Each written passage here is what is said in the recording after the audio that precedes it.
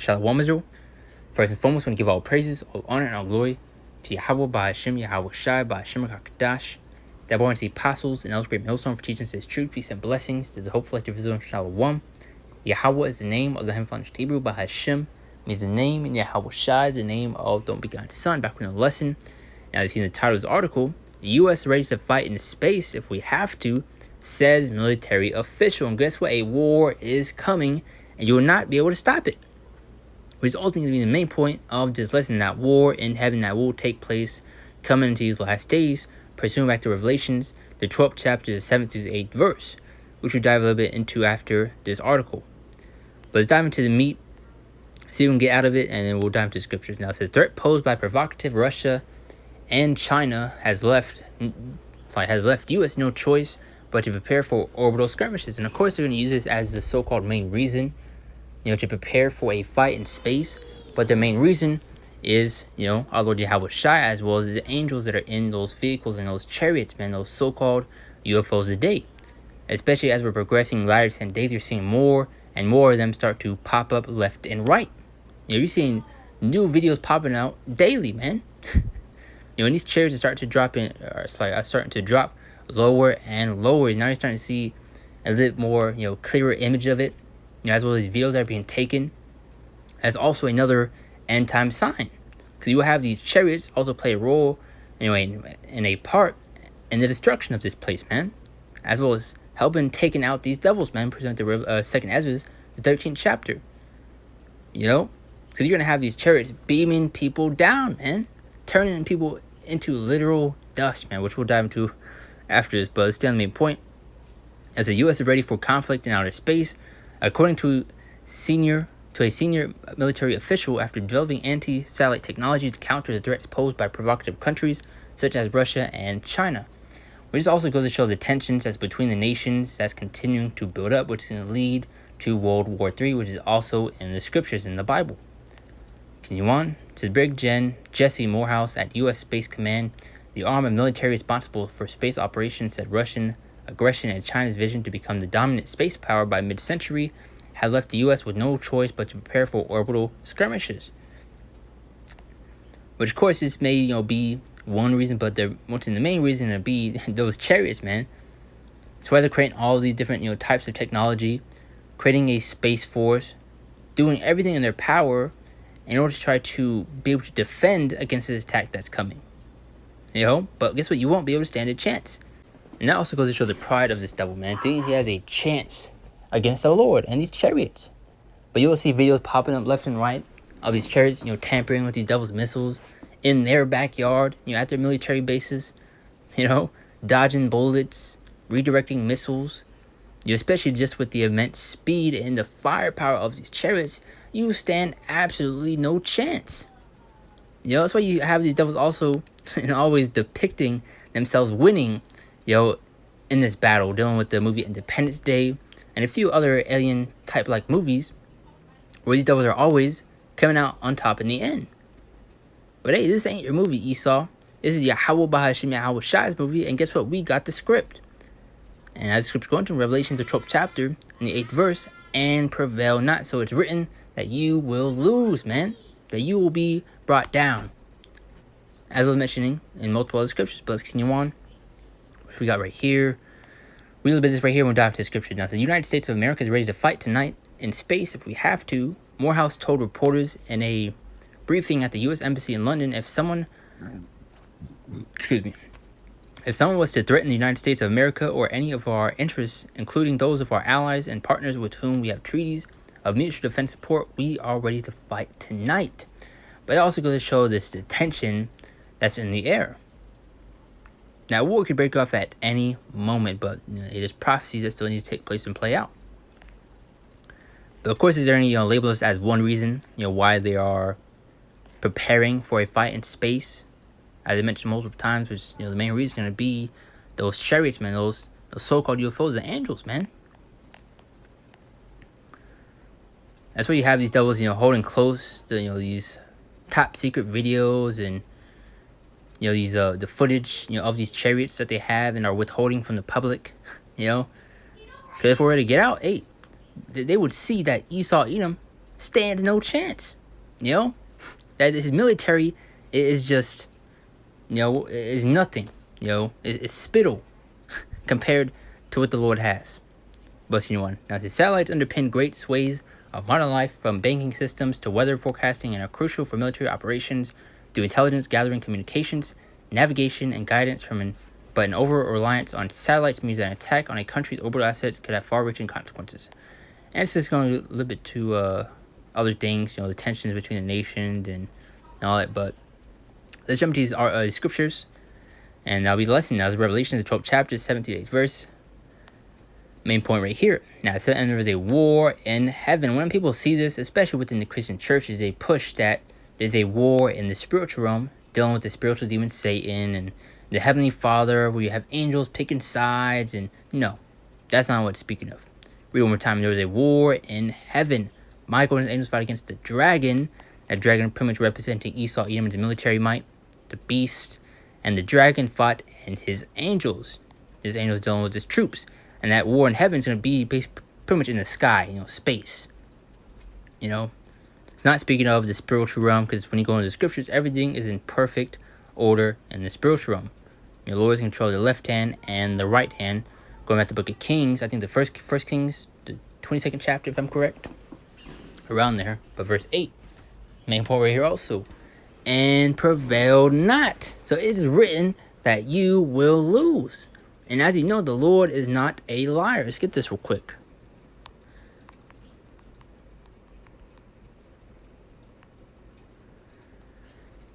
Now, this is Isaiah 55 and 11. Now it says, so shall my word be that goeth forth out of my mouth. It shall not return unto me void. Meaning not return to him empty. So everything's going to be fulfilled and accomplished which the Lord sent it out to do. But it shall accomplish that which I please, and it shall prosper in the thing whereto I sent it. There you go. Now let's continue on. Get the 8th verse one more time. And prevail not, as I was mentioning in these movies that Esau makes, where he's going against the chariots and he's always winning. He's always coming out on top. But hey, right here, you're gonna lose. This is Yahweh Basham Shai's movie, man. And you will stand no chance. Neither was a place found any more in heaven, so the devil can be taken out of power. As the scripture also mentioned, Luke 21, if I can get there real quick. I think it's right here.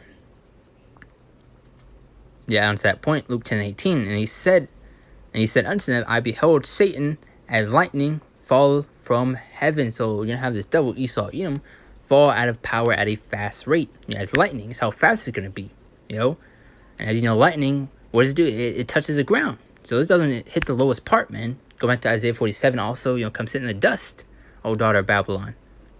So he was once in his highest state, but now he's going to be brought low. Now, the second Ezra 13 and 1 through 11.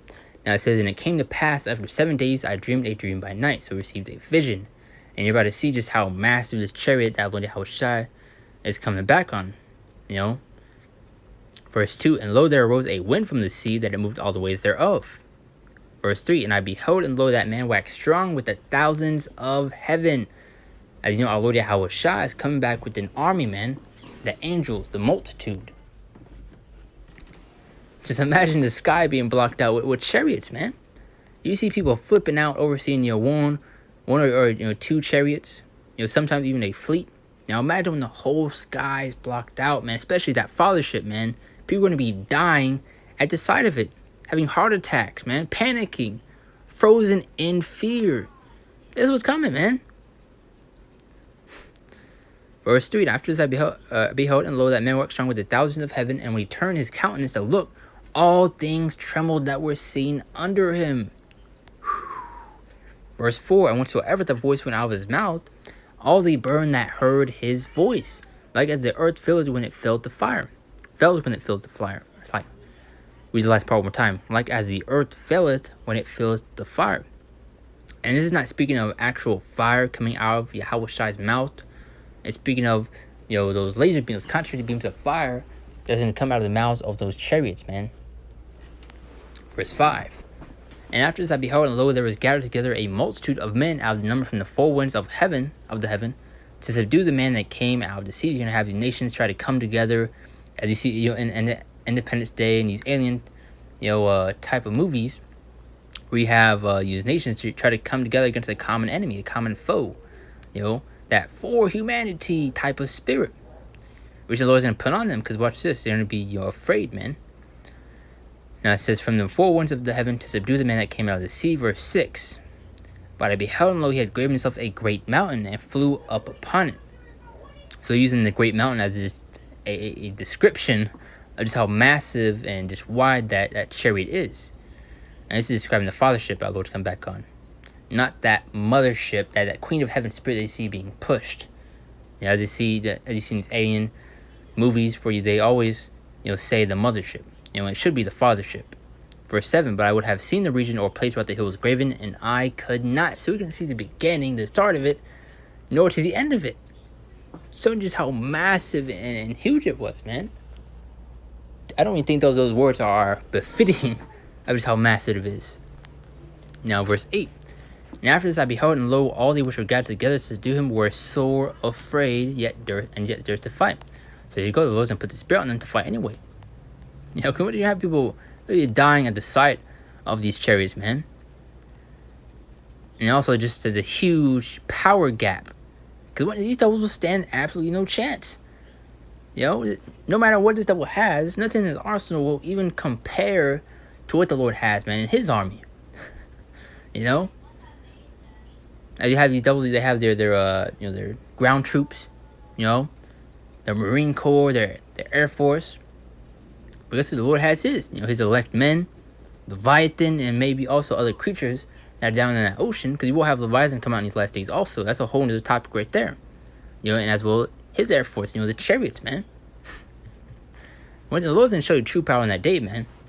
Let's continue on. Verse 9, and lo, as he saw the violence of the multitude that came, he neither lifted up his hand, nor held sword, nor any instrument of war. Verse 10, but only I saw that he sent out of his mouth as it had been a blast of fire, and out of his lips a flaming breath. So it's not literal fire coming out of his actual mouth, but going to those concert beams of fire, those laser beams that are coming out of those chariots.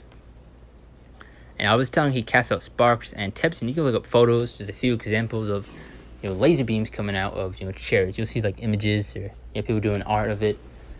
And there's also this one, I think, Nike commercial. Now it was a shoe commercial where you pretty much had chariots destroying everything. And we have those chariots beaming people down, but also beaming people up. And that's what they're also mainly here to do, to deliver Yahweh Hashem Yahweh's elect. As well to help destroy this place and the wicked people that's in it, man. Let's continue on. One more time, verse 10. But only I saw that he sent out of his mouth as it had been a blast of fire, and out of his lips a flaming breath, and out of his tongue he cast out sparks and tempest. Verse 11. And they were all mixed together, the blast of fire, the flaming breath, and the great tempest, and fell with violence upon the multitude which were prepared to fight, and burned them up every one, so that upon a sudden of an innumerable multitude nothing was to be perceived, but only dust and smell of smoke. Which I was going to bring up another example, just came to mind. If y'all seen the movie featuring Tom Cruise, I think War of the Worlds, those chariots where you saw them shooting those beams, and you see people literally turn to dust, man. You got their clothes floating in the air. That's what's coming, man. People are literally going to be vaporized, turned to ash, but only dust and smell of smoke. When I saw this, I was afraid. Now we got a few more. Gonna try to fly through these. Took time on that one. Psalm 104:3. Now it says, who laid the beams of chambers in the waters? Who makes the clouds his chariot? Now this is describing the chariots, going to those clouds. So as when you see, clouds being brought up in these other scriptures, it's speaking of the chariots, man, the so-called UFOs. Now it says, who laid the beams of chambers in the waters? Who makes the clouds his chariot? Who walketh upon the wings of the wind? Another example is the movie Nope, where you saw those clouds, or those chariots, cloaked and camouflaged in the midst of those clouds. And you see many actual videos coming out where you have chariots, in the midst of thunder clouds. You see lightning will pop up, and you see a shadowy, disc-like figure, in the middle of the cloud. This is an example. Matthew 24:30.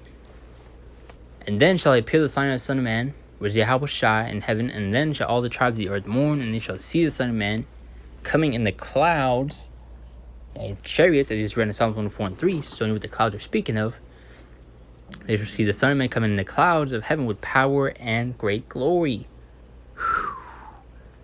And also we can get the 31st verse, because this is also what the chariots are coming to do. And he shall send his angels with a great sound of a trumpet, and they shall gather together his elect from the four winds. The four winds, representing north, east, south, and west, the four corners of the earth, from one end of heaven to the other, because we're scattered amongst the four corners of the earth once again. So you're gonna have these chariots. You mainly come here to deliver the Lord's elect, but also to play a part in a role in the destruction of this place. Turning people to dust, as we just read earlier. As well as that war in heaven. Now let's go a little bit more. There's Psalm 68:17. The chariots of the Most High are 20,000, even thousands of angels. The Lord is among them, as in Sinai, the holy place.